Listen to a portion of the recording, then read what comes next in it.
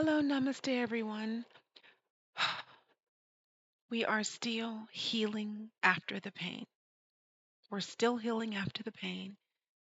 Here's the top five things nobody tells you about losing people that you care about, losing people that you love.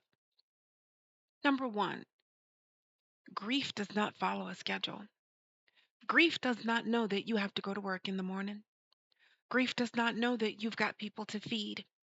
Grief does not know and doesn't care that you've got rent to pay or a mortgage. Grief does not know that you have a car payment. Grief doesn't know that the car needs to be repaired. Grief doesn't know anything about that. Grief doesn't know that you have a report due in the morning to keep your job. And if it's not done successfully and you don't hit your goals and you lose that job, you lose everything behind it. Grief doesn't know anything about that.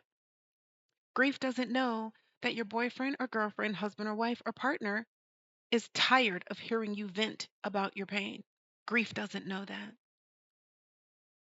Grief doesn't follow a schedule, everyone. Number two, you can't miss someone too much. You can't miss someone too much. You can't miss someone too much. And so there are people who are going to tell you to get over it. But many people don't understand that when someone you love passes away and you just lose them in one way or another, when you lose somebody that you love, it leaves this hole in you that never quite gets filled. And your body knows that that hole is there. Your body is very smart. And your body knows that there's a little piece of something that's missing and that you lost something. And so your internal organs do something very delicate and they change the structure of a cell and it can start to make you sick. Yes, it can happen. You can't miss someone too much. Nobody tells you that when you lose somebody you love. Number three, people don't always understand the grief that you're feeling. They just don't get it.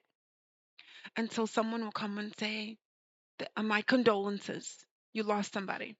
A week later, they want you back on the train.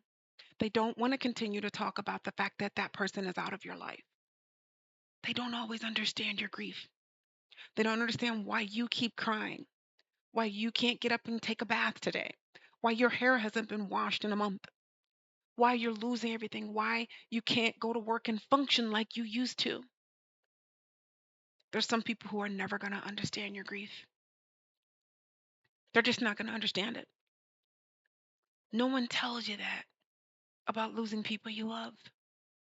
Number four, loss changes how you see the world. This is huge.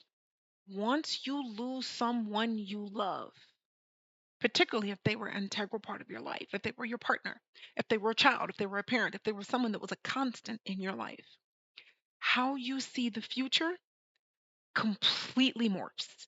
You'll never see life the same again. Because the moment you lose them to the moment you move forward, you have to restructure every step of your life without them. Without them, meals are different. Going to work each day is different. Walking the dog, that might be all your routine now. Changing the litter box is all your routine. Caring for the children is all your routine now. Paying the bills is all on you, 100%. Everything. And so it changes the way you see the world because you used to see the world as I'm going to the movies, I'm going to dinner, and we're going to go to a family member's house, we're going to go to a friend's house, we're going to go to dinner with these people after work, we're going to go see these people at church, to I. We turns into I overnight. It changes the way you see the world. And you wonder, was anything worth it? Sometimes you're grateful for the time you've had with that person, but sometimes you may be left with anger and sadness and no answers as to why you left it, why that person left you, or why you don't have them in your life anymore. And that can cause you to be very angry, very sad, very depressed, and sick. So loss changes how you see the world. Am I going to lose someone else? How soon? When? Am I going to lose people that I hate or am I going to lose people that I love? And so it changes how you see the world. You can become angrier, more bitter, more nasty. How you go about your life from that point forward completely changes. Number five, most importantly, and hopefully, you learn to carry memories and not just focus on the pain of losing that person.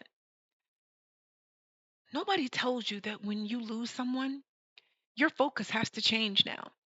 And so the material things that you thought was so important, that 10-carat diamond ring, that expensive blue label necklace, that $2,000 Armani outfit that you had on, which, even though it might have been a nice suit, you liked wearing it, doesn't mean as much anymore. That expensive vehicle you drive, it doesn't mean as much anymore. The meaning of things changes. And you learn that memories are worth more than any expensive house, any expensive car, any material item, any money, any job that could pay you any kind of money. There's nothing that can replace the memories that you have.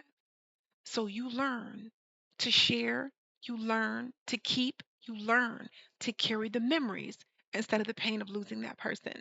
It changes you, and you learn that material items really weren't as important as you thought they were.